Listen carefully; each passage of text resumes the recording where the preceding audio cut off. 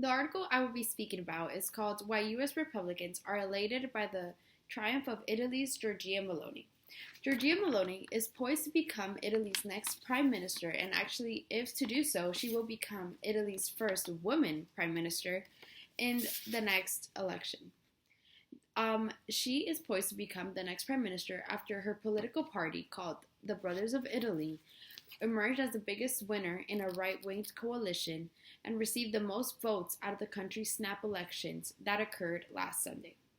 The Brothers of Italy were founded in 2012 as the ideological successor of a right-winged national alliance, which this national alliance emerged from Italy's social movement, which was created by the supporters of the former dictator of Italy called Benito Mussolini in the wake of World War II.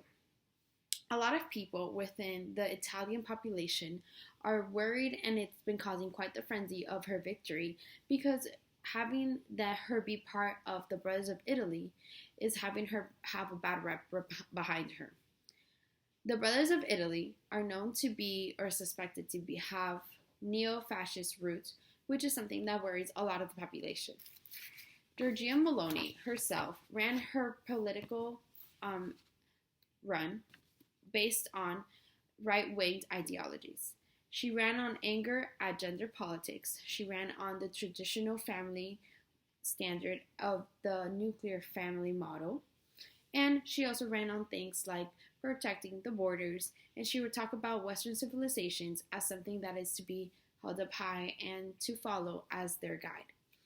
She was one to run very much against the progressiveness of any gender and sexual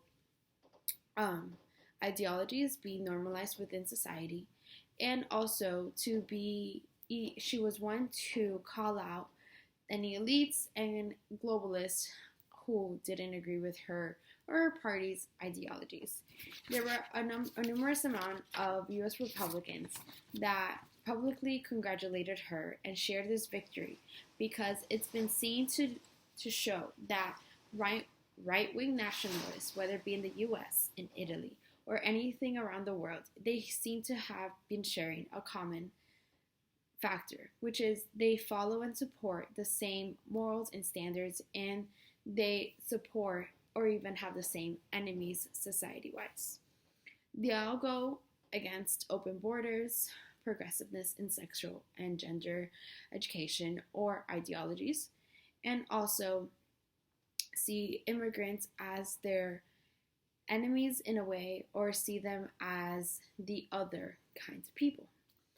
So senators like Ted Cruz, Tom Cotton, Congresswoman Marjorie Taylor Greene, and former Secretary of State Mike Pompeo were among the people who publicly share their joy for her victorious win.